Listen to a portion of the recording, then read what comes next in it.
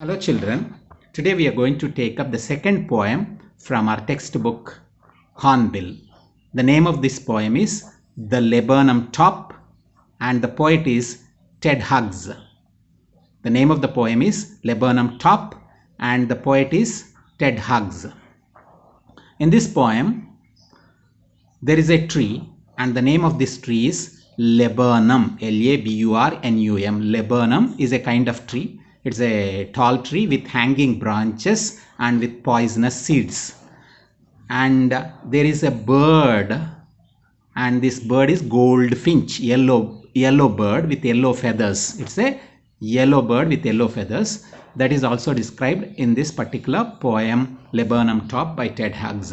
In the beginning of the poem, the silence that was there on the treetop is described, and towards the end of the poem, the silence that was again there on the top of the tree is described. Beginning and end both are, isn't it? Both describe the silence of the tree. And in the middle of this poem, once the goldfinch comes, how the tree that hitherto was silent, so far was very silent, through and through silent, becomes alive, and it becomes very active, and it becomes like a machine full of activity. That is described after the arrival of this goldfinch onto the treetop. That is what is being described in this particular poem. Now I am going to read the poem and you listen to the poem, and I'll give you a simple explanation. You can also understand this poem very easily.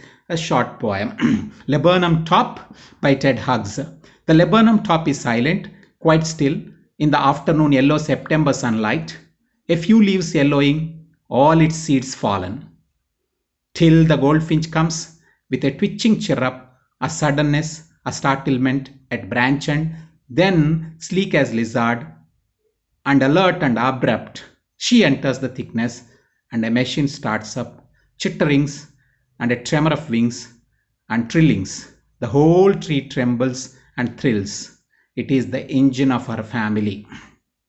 She stokes it full, then flirts out to a branch end, showing her barred face, identity mass. Then with the eerie delicate whistle chirrup whisperings, she launches away towards the infinite, and the laburnum subsides to empty. In the beginning of the poem, the laburnum top is silent. It was the month of it was the month of September, autumn season, and the laburnum top is totally silent, and some of its leaves, because of autumn season, they turned yellow and they were falling, isn't it? And its seeds were also falling. And then this goldfinch, this yellow bird, isn't it, comes and alights onto the tree. When it comes and alights, it comes like a lizard very smoothly. Suddenly, with a jerky movement, it enters the thickness of the tree. And so far, the tree was very silent. And as soon as the bird entered the tree, it becomes the mesh, it becomes the machine, the tree becomes machine, and there was some movement, isn't it? The tree was full of twittering sounds, chirruping sounds that were there inside the tree, which were made by the bird and its children that were there in the tree.